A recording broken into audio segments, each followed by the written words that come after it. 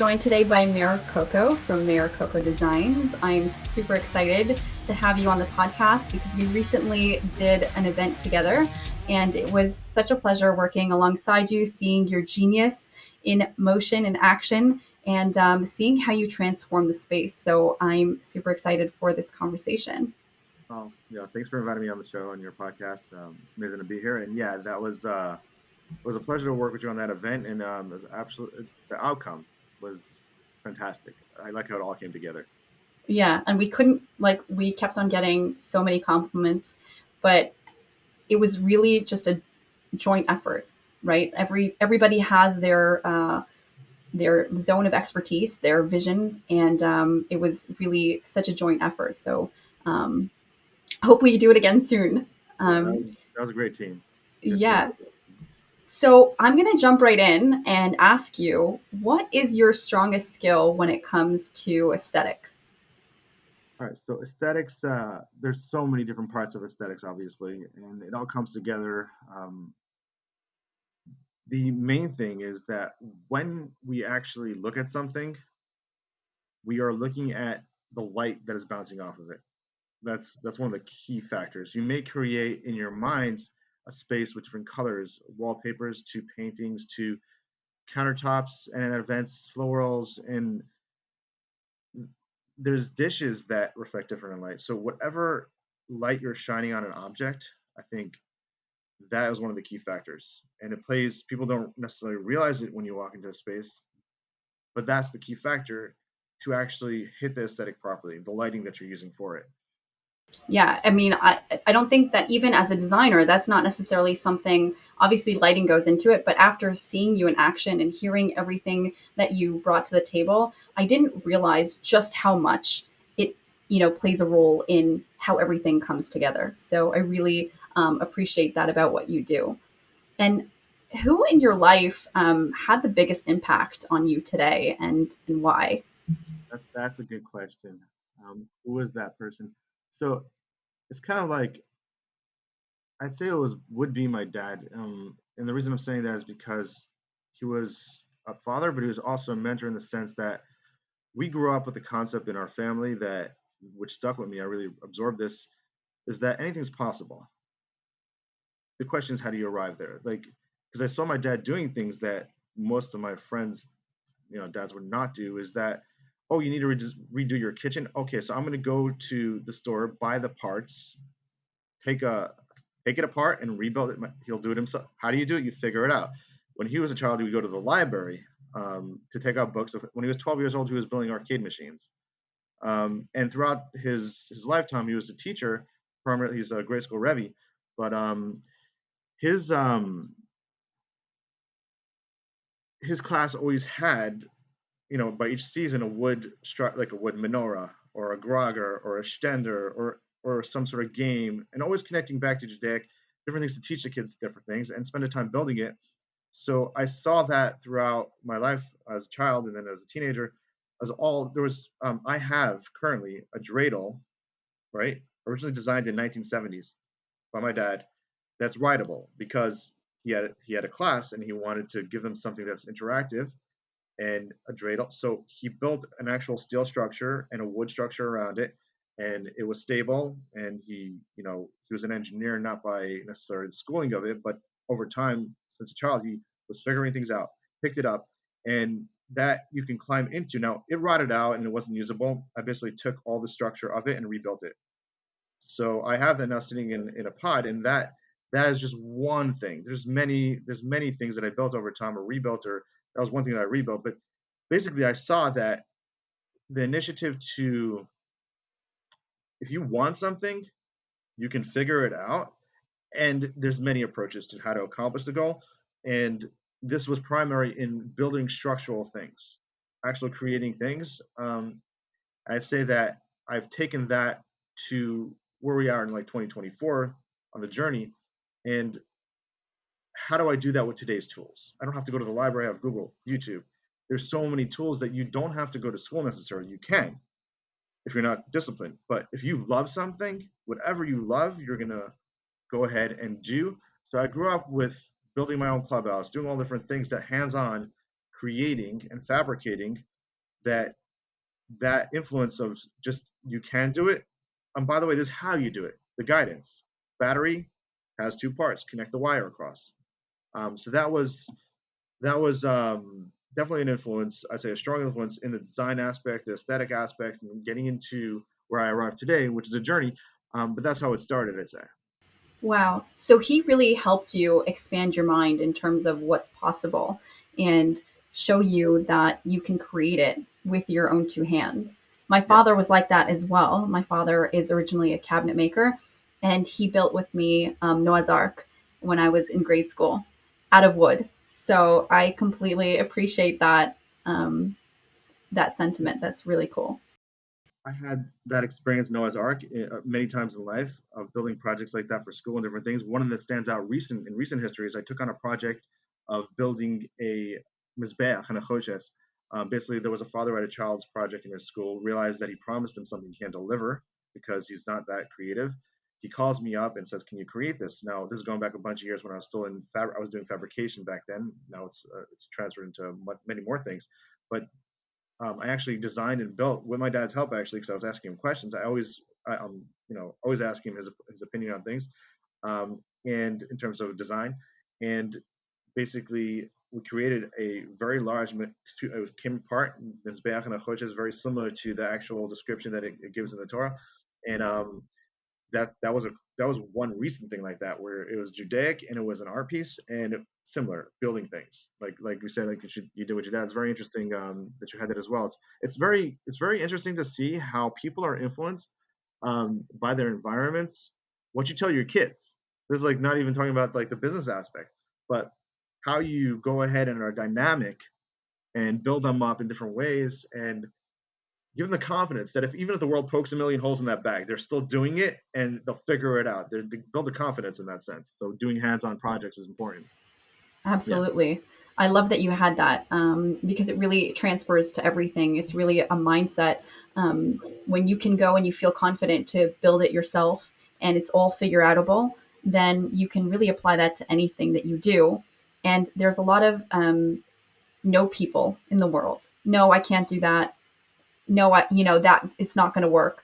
But when you come to any project, whether it's lighting or design or a real estate deal, and you come with an open mind and a can do attitude, there are amazing things that can happen when you bring that all together.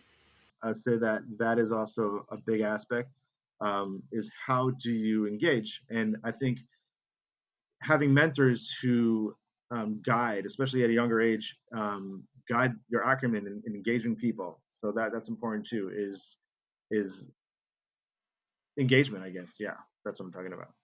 Yeah, absolutely. So, when did you decide that you wanted to begin your career? Was there a specific moment or a turning point that inspired you? It's actually a very good question.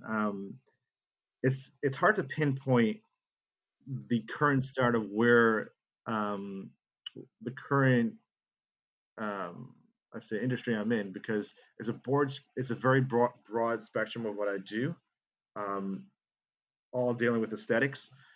And I didn't know I wanted to do this till a certain point, but the starting point I'd say is when I was a child and I have Legos, and I'm constructing different things with them, starting out with basics, following instructions or doing my own imaginative things, and then realizing that, hey, I could put light bulbs in this Lego, but how do I do that? How do I want my house to have a light fixture in it, and it doesn't come on any of the sets. So how do I do that? Um, so I started messing around with a battery and a light bulb. I didn't know what. There was no instruction manual back then. You can't just go to Google like how do you connect two points of. So I just like who knows. So parental figure. I go to my dad. I'm like, what I do. So he just shows me. It's like there's a wire, Radio Shack items. There's a wire. This is the battery. This is where you connect it to. This is how it runs to the light. It has to make a loop and it finishes a circle, a circuit. And this is how you do it. And if you want to make a switch, there's a switch, or just touch two wires together. And I'm like, wow, that's all it takes to turn a light bulb on. Like, you're obviously standing on the shoulders of giants of people, of technology. But like in today's day and age, you need a battery and you need this. And okay, so I did that, and then I realized that how do I make the wire not be seen? I'm already doing like making sure that you don't see the wires, like because in a house you don't see the wires. I'm just child curiosity. I'm trying to figure things out. So I stripped down the wire to one copper strand and I laid it inside the Legos, and it still made the connection. Power did go through it. I'm like, hey. So I hid the wire and I put a fixture in that was the first one. And to make a switch, I just took the car door, of the Lego piece that opens and closes the car. It's one piece. And I taped the wire on one part and the other part. So when you close the car door on the house in a little spot, it's a switch. So that was my light switch.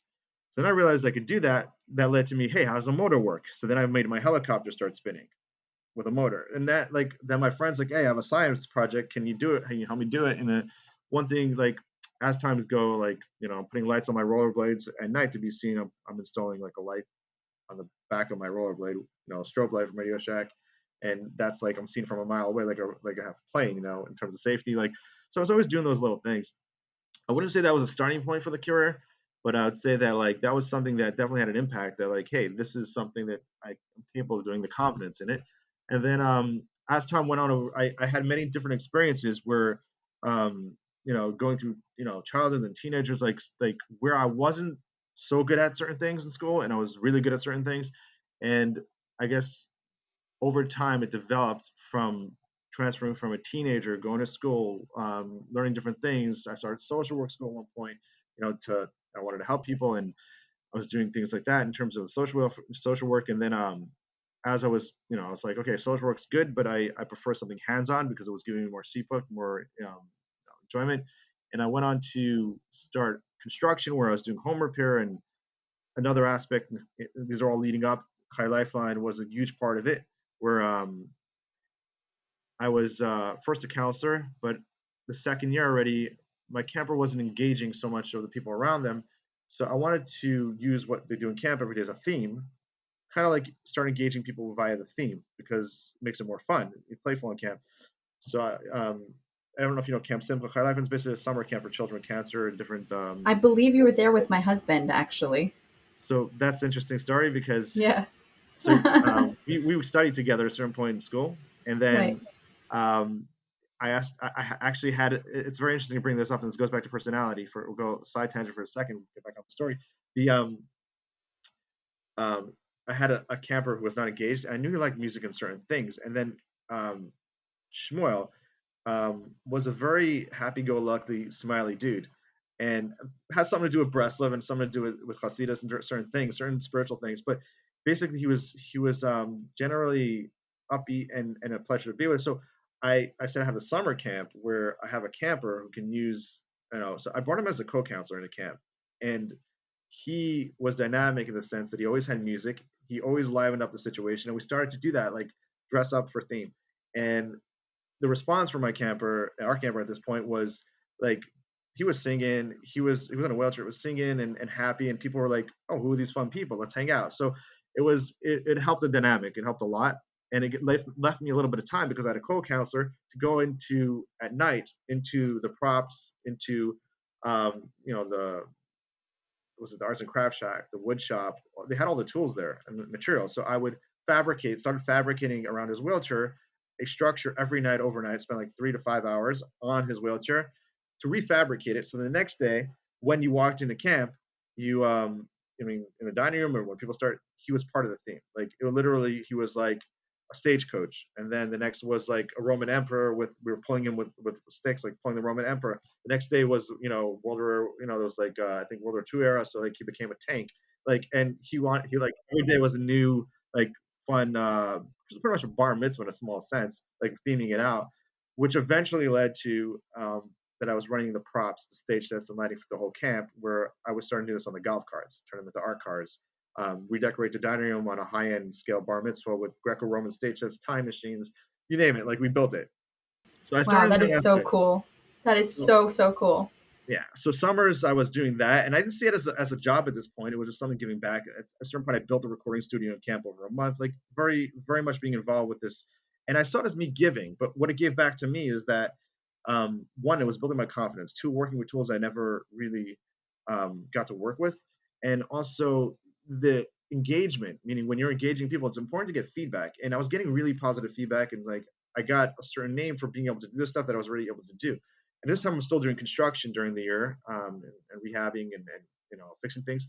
And I was not enjoying it so much. I was enjoying the props more, which I was doing for like organizations here and there, but it wasn't giving me the construction wasn't really giving me like the satisfaction. So when people started asking me, "Can you enhance my wedding?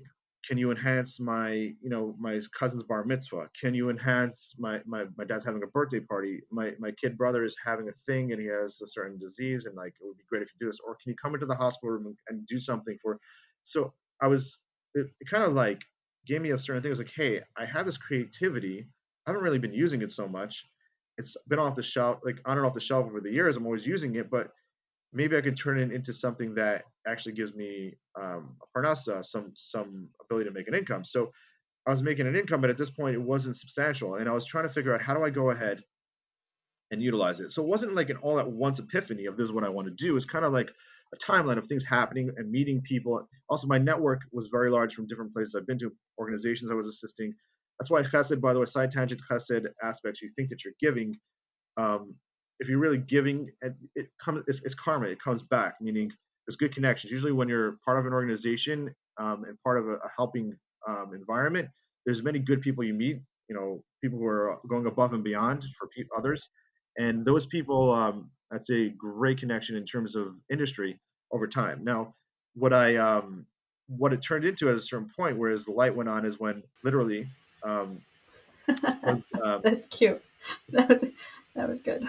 literally this is I kind of this goes into like how to build a business, I guess.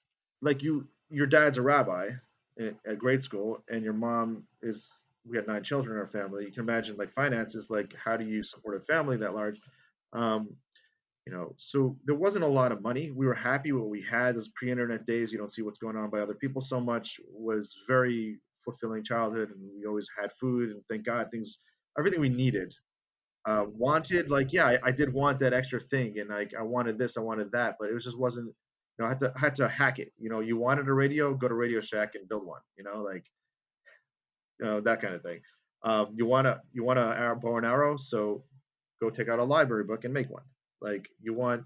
So there was not a lot of money. So over time there was no startup money. No one's giving me a handout. So there was always like, how do I do more with the tools I have? I have no more tools to create more income. So it was a little bit buy a few things, buy a drill, buy a thing. But what did is that, a friend was having an event and I told him, I can help you out. I just don't have, what you need necessarily. I would need the money up front to go rent some lights. So what I did was I looked around the rental fees and I looked around at the cost of materials and I actually purchased some not industry standard lights that I have today, but something that would do the job. And I created an atmosphere and created a beautiful space with what tools that I had. And now I've been doing this before in Camp Simcha places. I had some tools to work with. So I knew the general ideas of lighting, so I was able to do this. If I had no idea about lighting, I wouldn't have been able to go and source the materials because I wouldn't know what was needed, what would accomplish the goal. So I had the information of what basics are needed. So I purchased a certain amount of gear, and I went ahead and slowly over time used that gear at different events to save enough, meaning from doing that, besides the construction I was doing at the time, to buy one piece at a time.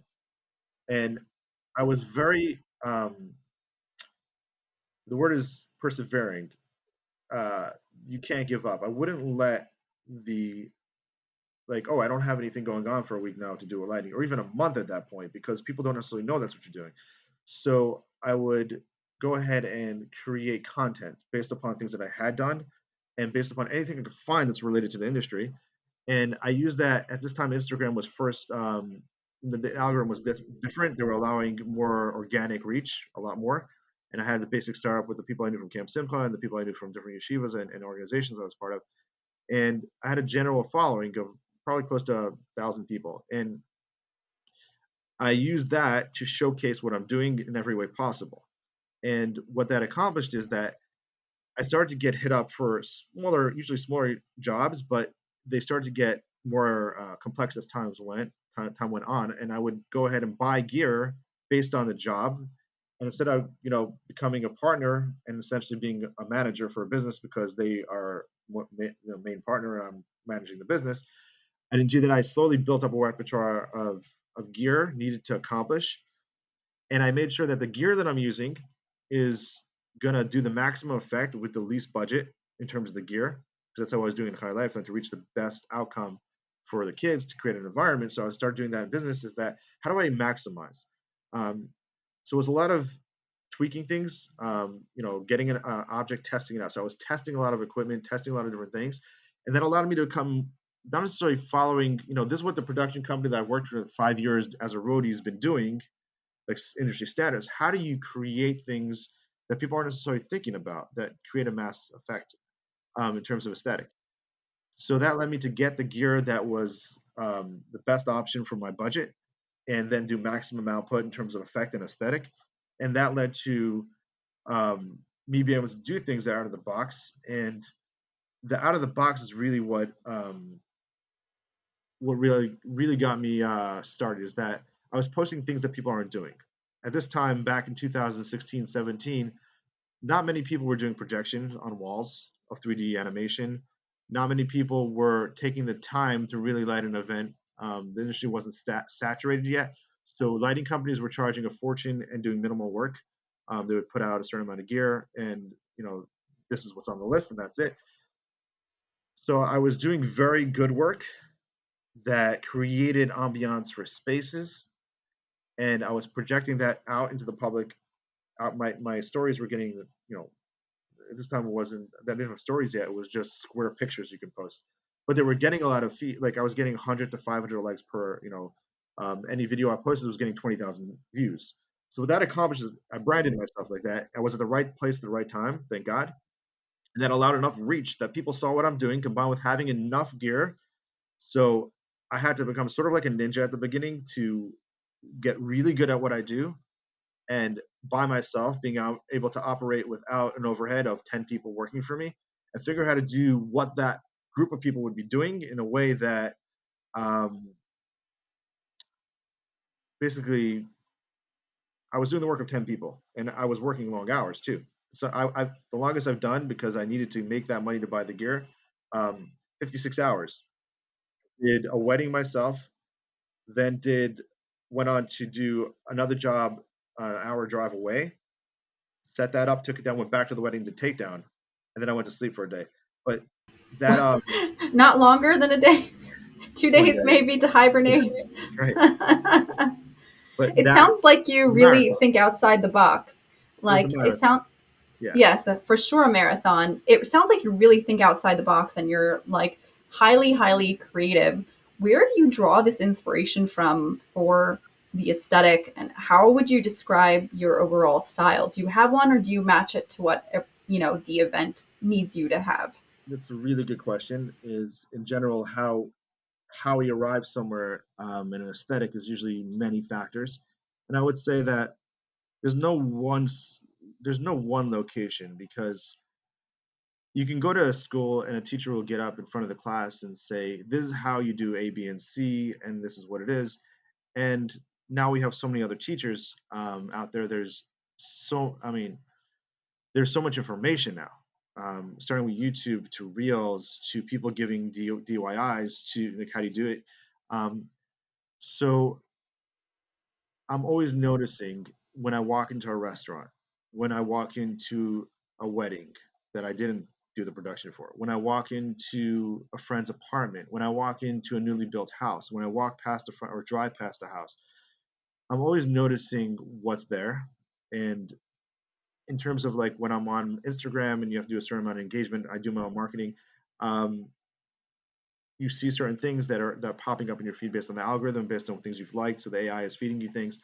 Um, I'd say it doesn't come from one source. It comes from everywhere, meaning it comes from, knowing also a bit of psychology, how people perceive things, and how people view spaces, and the color themes, what they represent, and how they affect emotions too. So it's really the inspiration is osmosis. It's a constant osmosis of whether it's a little part of an event I didn't understand. I'm going to YouTube to see if there's anybody spoke about this. If there is somebody that talks about a dynamic um, within an event, I'm going to source. I do things that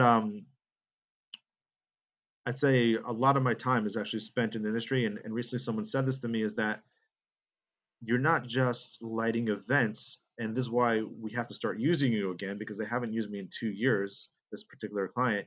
And recently, the person they're doing the event for, the person making the event, specifically requested me for their bunch of their high end events that are happening in a row.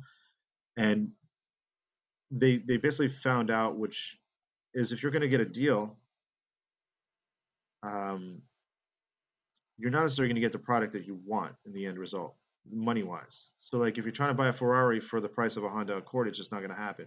So, I wouldn't say that I'm like the Ferrari of the industry, but I am doing things that are crossing the T's and dotting the I, and that comes and that's my goal. And all the things I'm always looking at, how do I do better? How do I so it's not one thing. The inspiration is coming from many, many different places. Um, I'm always a sponge for anything to do with creativity, um, how things work. I'm very visual, so I turn it over visually in my mind. I see the mechanics of it, how it functions, and that really goes into the entire industry. Is that you? I don't. Yeah. So I walk into a space. I'm not looking necessarily from the lighting guy's perspective. That's one key factor. I'm looking from the client's perspective, what they're going to see, what they're not going to see, the event planner, what they want to see, the florist. Can this be done? Like, if somebody asked me to hang a fixture you know, with florals all along it and lights, if I don't have the mechanical know-how to hang that, I'm not doing that myself. I'm going to someone who's licensed for that to get that done because it has to be there properly. But I could design it. So then I have to go find the inspiration of what it should look like, and then mechanically what makes the most sense for the person hanging it before I even start the conversation, because you don't want to come in and start giving over something that can't even be properly hung. So there's many, many factors for inspiration, and it's a constant because you need to learn new things. It's never each venue space is different, and each client is different, and each event planner is different, and each so my style is inspiration and style is that it's really I have personal taste that I like and that I do generally for myself when I'm doing something, but it's really about hearing what having the conversation and finding out what the client their expectation, the end result should look like, and then working backwards. How do we reach that and go once you do establish what the client wants?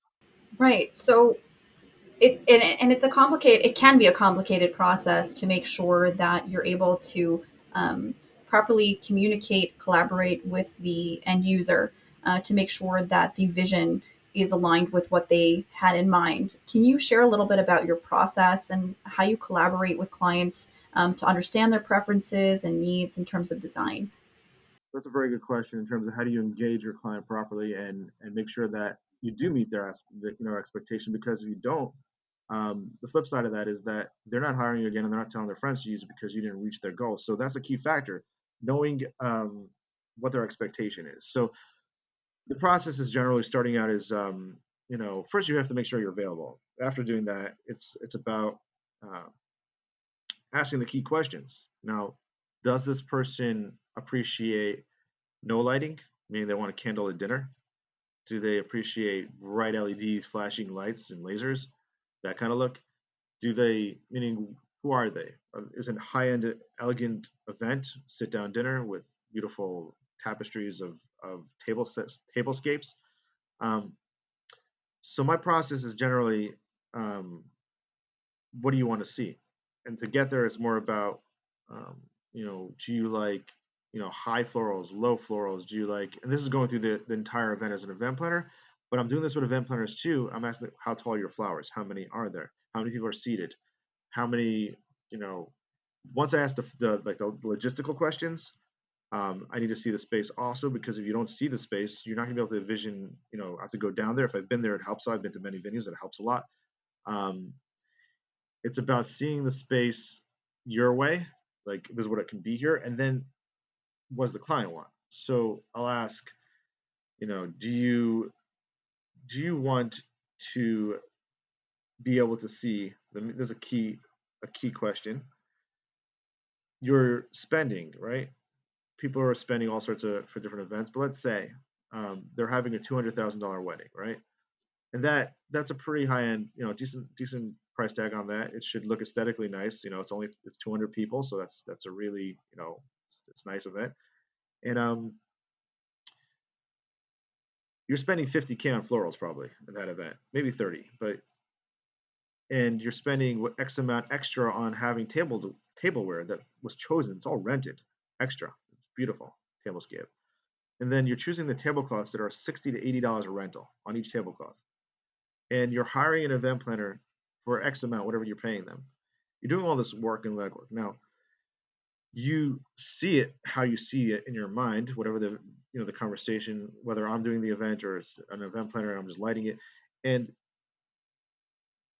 the client has a vision of what it's going to look like. And if you explain to them, you can do it. The best way is a photo, really, shows the difference. And because I've done different events, I could show the before and after. Is that if they're going to hire a lighting company, and this is key, and this is why the questions are asked to find out what they really want. Because if they don't care about this aspect, then it's fine. But the room itself has, chandeliers.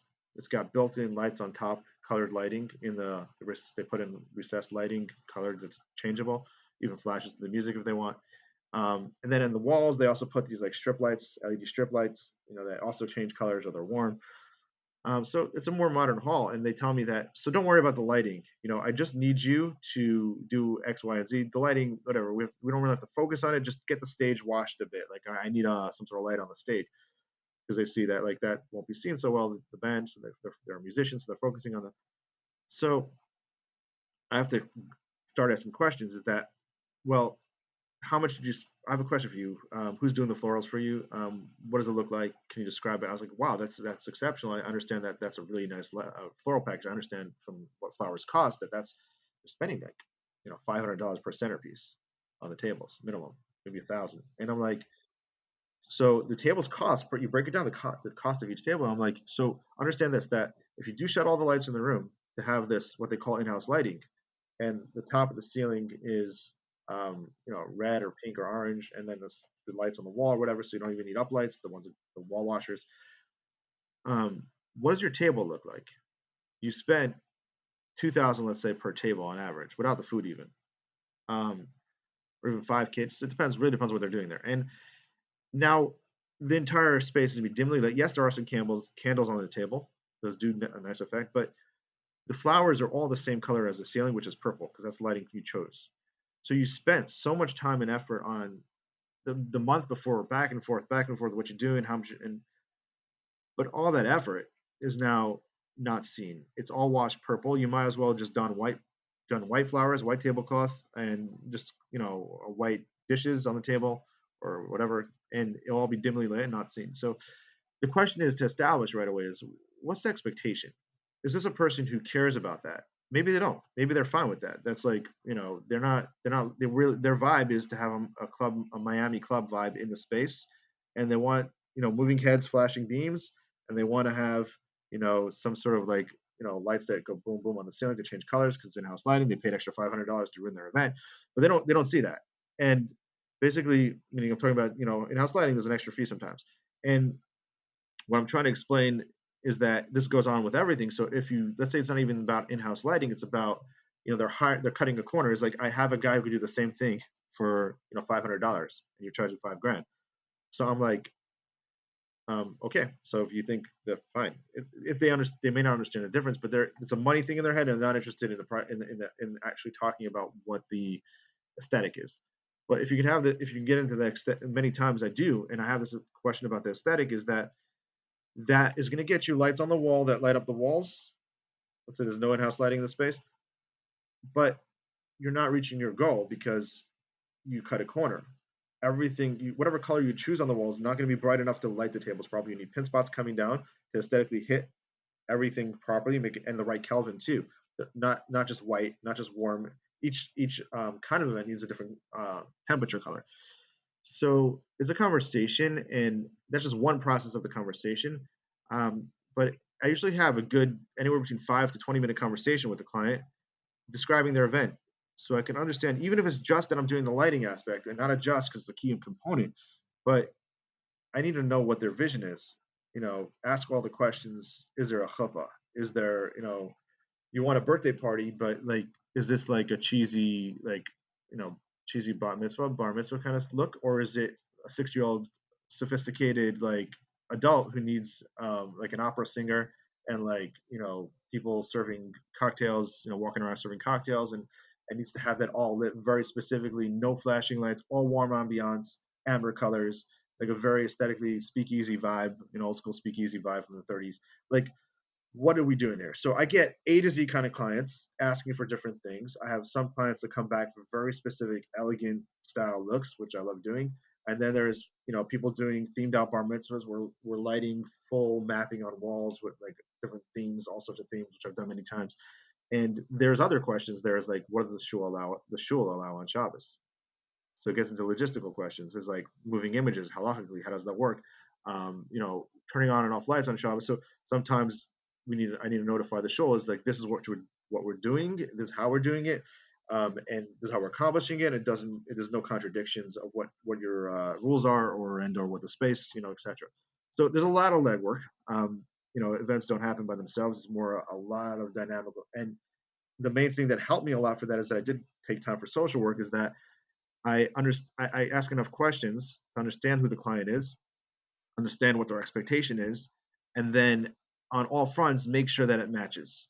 There's times I don't take events specifically because I have the conversation and I realize that there's no way to satisfy this client. It just doesn't work, and or this client needs somebody else, and I'll recommend someone else.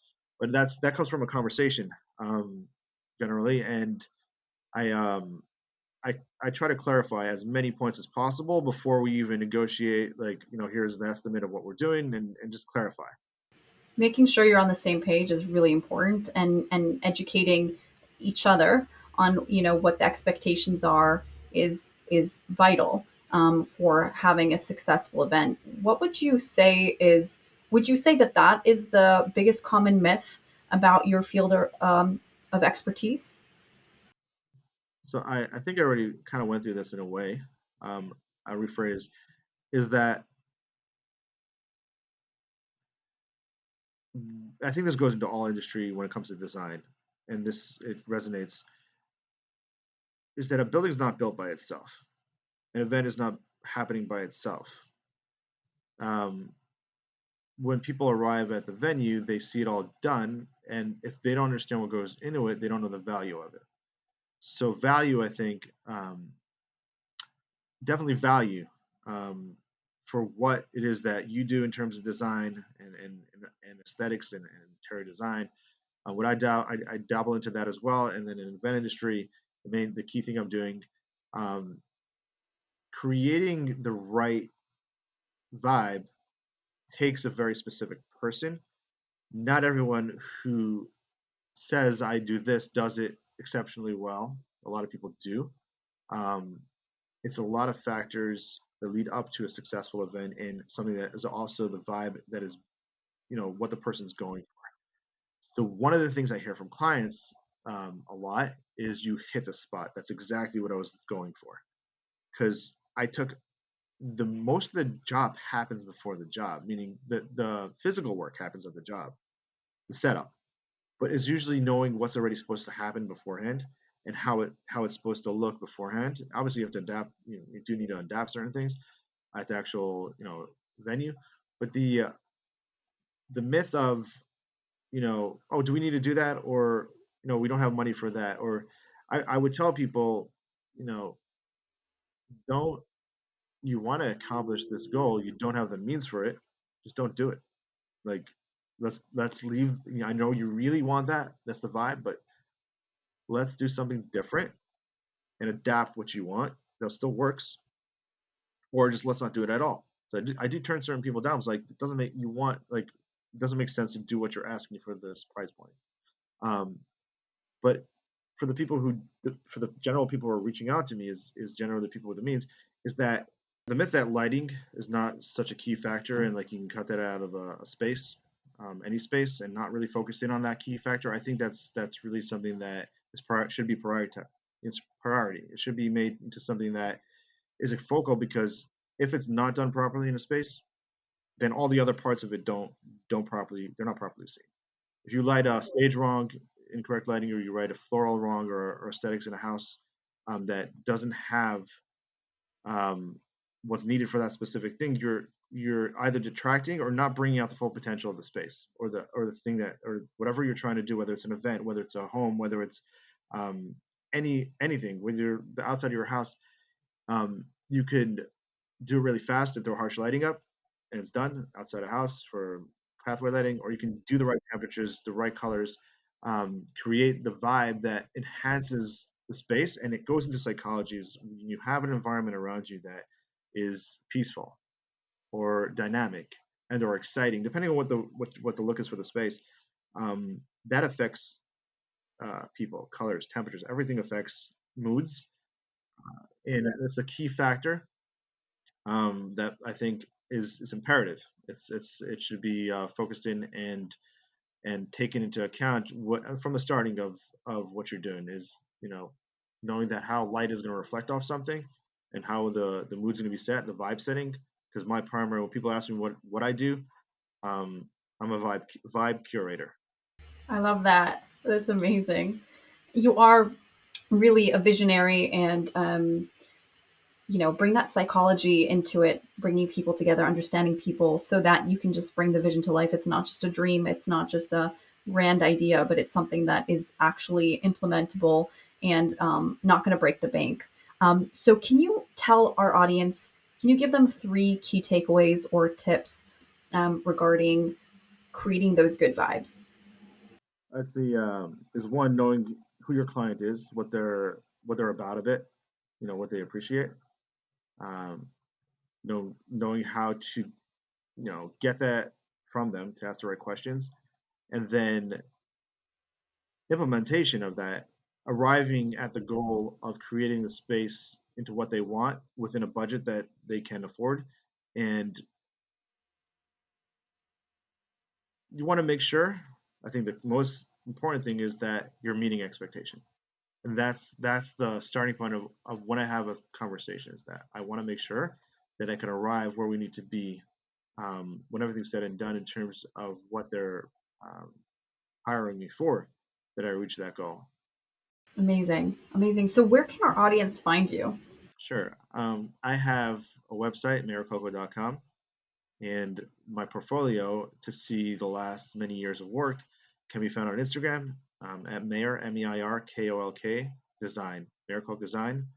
I have thousands of images and videos up there of many different events I've been involved in, primarily the lighting aspect. Some are full events, some I'm involved with the decor. The majority of my portfolio is on there.